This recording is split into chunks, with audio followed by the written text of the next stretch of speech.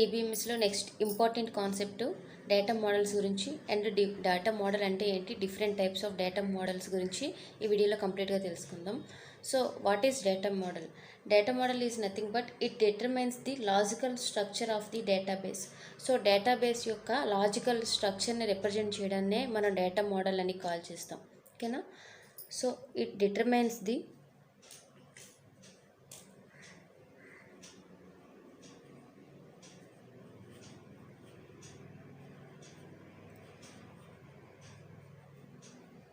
logical structure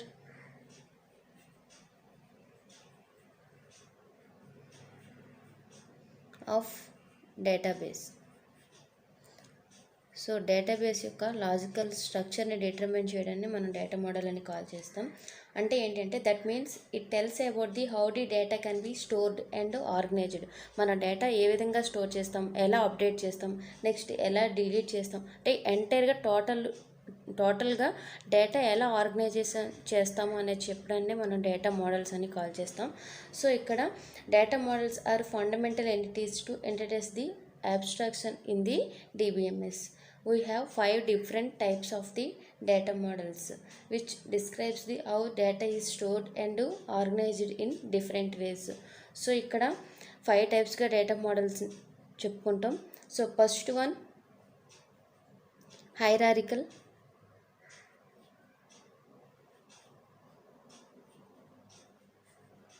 data model. Second one, network data model.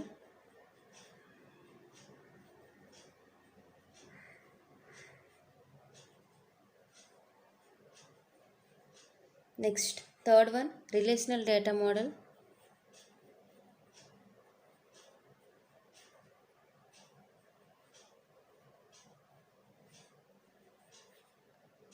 Fourth one, ER, entity relationship. ER means entity relationship data model.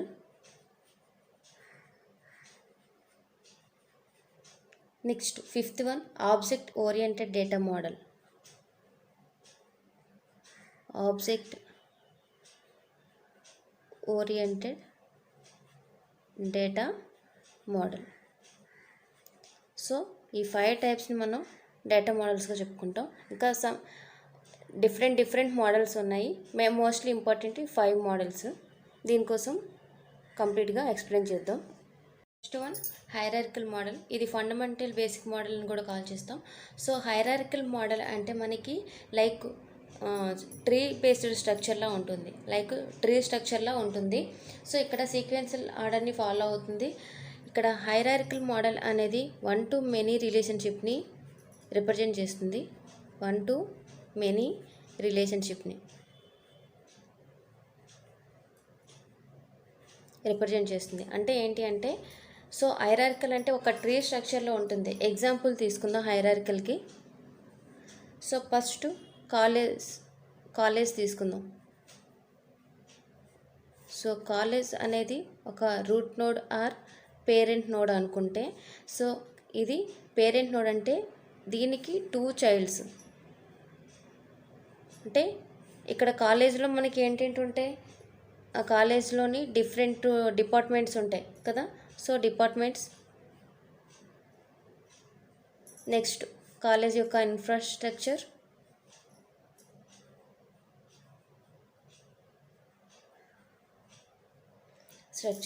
Again డిపార్ట్మెంట్లో మళ్ళీ డిఫరెంట్గా course, teachers, next students ఉంటాయి కదా. So department first course, next teachers, next students. Next కోర్సులో మళ్ళీ theory, practicals అంటే labs ఉంటాయి కదా. సో కోర్స్కి వచ్చేసరికి థియరీ,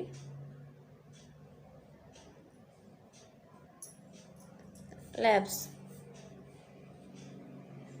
సో ఇక్కడ హైరార్కికల్ అంటే ఏంటంటే 1 to many ట్రీ స్ట్రక్చర్ని ఫాలో అవుతూ ఉంటుంది, ఒక సీక్వెన్షియల్ ఆర్డర్ని ఫాలో అవుతూ ఉంటుంది.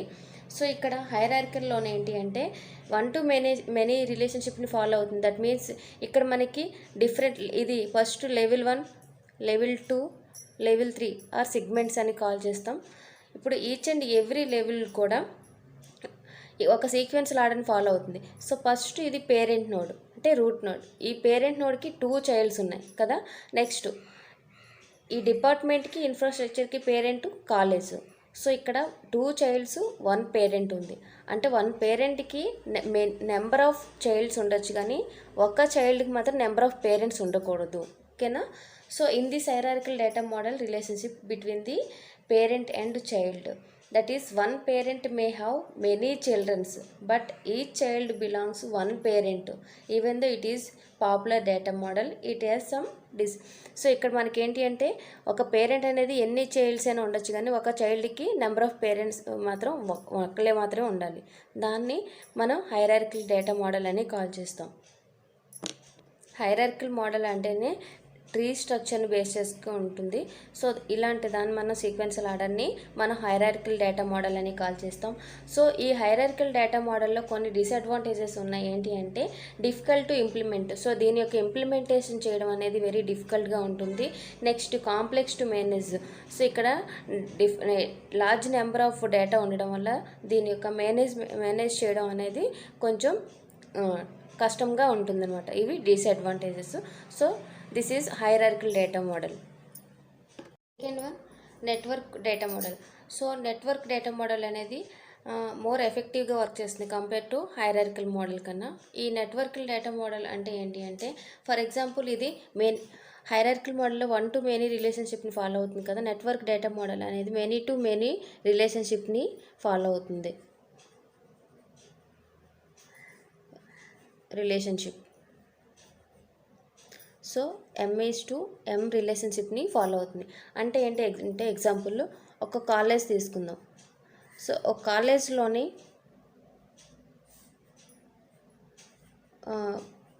క్లాసెస్ ఉంటాయి, నెక్స్ట్ టీచర్స్ ఉంటారు కదా.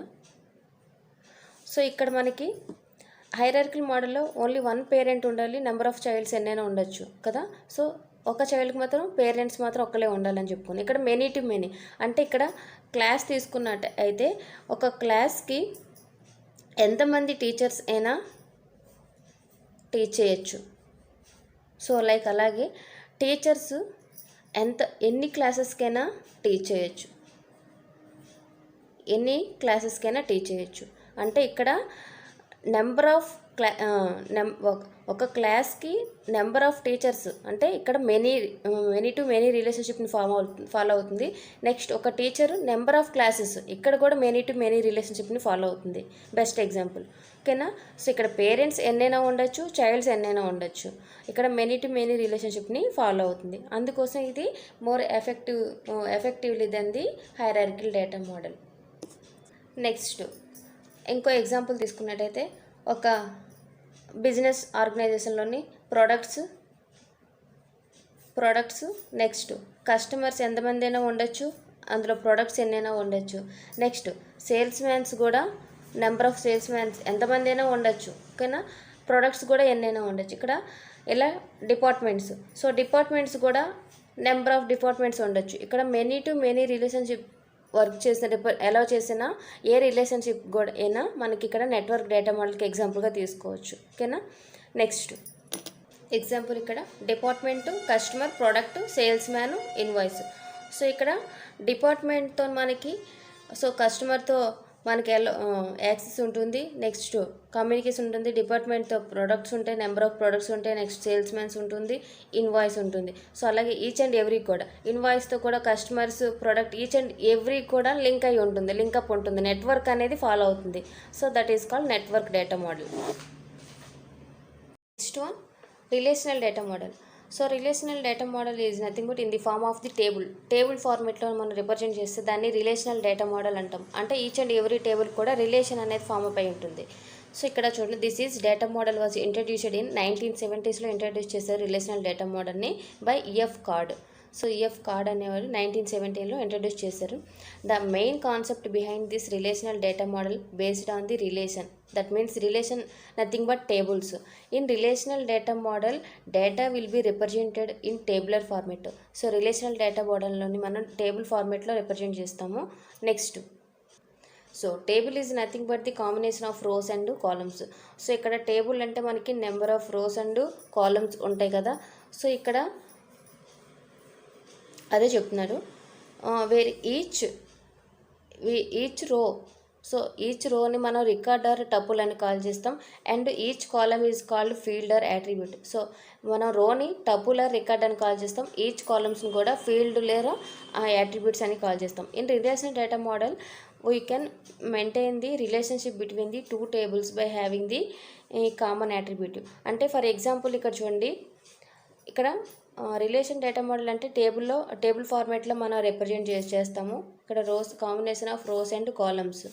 సో ఇక్కడ మనకి టూ టేబుల్ అనేది కామన్గా ఉన్న యాట్రిబ్యూట్స్తోని మన రిలేషన్షిప్ అనేది ఫామ్ చేస్తాం. ఎలా అంటే ఎంప్లాయీ, డిపార్ట్మెంట్. సో ఇక్కడ employee number, name, salary, department number. Next, ఈ టేబుల్కి రిలేషన్ ఫామ్ అవ్వాలంటే ఇక్కడ ఉన్న యాట్రిబ్యూట్స్లో ఏదో ఒకటి ఆ నెక్స్ట్ టేబుల్తో రిలేషన్షిప్ ఉన్న టేబుల్ అనేది మ్యాచ్ అవ్వాలి. ఇక్కడ డిపార్ట్మెంట్ నెంబర్ ఉంది కదా. సో దీన్ని ప్రైమరీ కీగా కాల్ చేస్తాం. నెక్స్ట్ క్లాస్లో మనం అది డెప్త్గా నేర్చుకుందాం. సో ఇక్కడ డిపార్ట్మెంట్ నెంబర్. సో ఈ కీ అనేది ఇక్కడ ఈక్వల్గా టూ టేబుల్కి మధ్యన సేమ్గా ఉన్న ఒక యాట్రిబ్యూట్ అయినా అట్లీస్ట్ మనకి మ్యాచ్ అవ్వాలి. నెక్స్ట్ డిపార్ట్మెంట్ నేము, నెక్స్ట్ లొకేషన్. సో ఇలాగ ఇక్కడ టూ టేబుల్స్ తీసుకున్నాం, ఎంప్లాయీ, డిపార్ట్మెంట్. ఇక్కడ ఒక యాట్రిబ్యూట్తో మ్యాచ్ అయింది కాబట్టి ఈ టూ టేబుల్స్ మధ్యన రిలేషన్షిప్ అంటే మనకి ఏదైనా ఒక పర్టికులర్ ఎంప్లాయీ యొక్క డీటెయిల్స్ కావాలి అంటే మనకి ఆ డిపార్ట్మెంటు, ఆ ఎంప్లాయీ యొక్క మొత్తం డీటెయిల్స్ అనేది మనం రిట్రైవ్ చేసుకోవచ్చు, అంటే యాక్సెస్ చేయొచ్చు అనమాట. సో ఇలాంటి వాటిని మనం రిలేషనల్ డేటా మోడల్ అని కాల్ చేస్తాం. Next one, ER data model. ER nothing but entity రిలేషన్షిప్ని మనం ఇయర్ డేటా మోడల్ అని కాల్ చేస్తాం. సో ఇక్కడ ఇయర్ డేటా మోడల్లోని ఒక స్పెషల్ సింబల్ని ఫార్మేట్లో యూజ్ చేస్తాం. అంటే స్పెషల్ సింబల్స్ యూజ్ చేస్తూ మనం దీన్ని రిప్రజెంట్ చేస్తాం. సో ఫర్ ఎగ్జాంపుల్ తీసుకుందాం డైరెక్ట్గా. సో ఒక టీచర్, నెక్స్ట్, సో ఎంటిటీని ఎప్పుడు రెక్టాంగిల్తో మనం రిప్రజెంట్ చేస్తాం. నెక్స్ట్ ఒక డిపార్ట్మెంట్.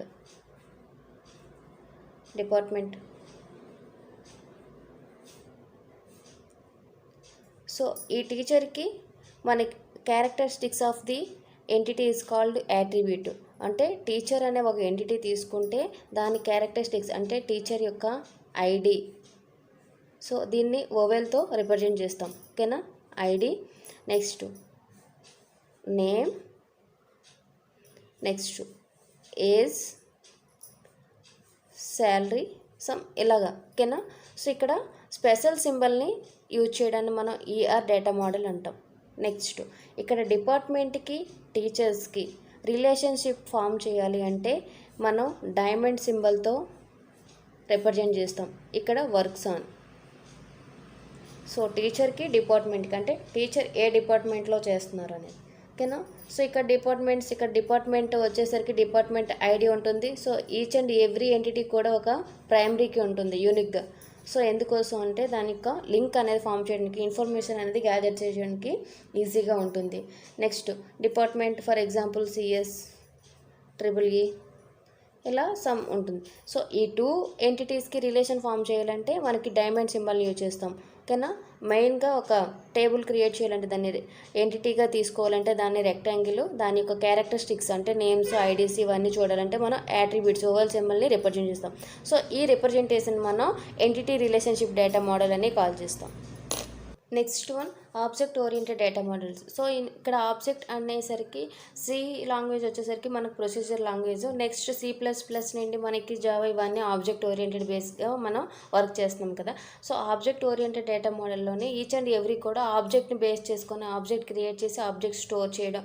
సో ఇదంతా ప్రాసెస్ అంతా ఆబ్జెక్టింగ్ ఫార్మేట్లోనే ఇక్కడ ప్రాసెస్ అనేది అవుతుంది. సో దాన్ని మనం ఆబ్జెక్ట్ ఓరియంటెడ్ డేటా మోడల్ అంటాం.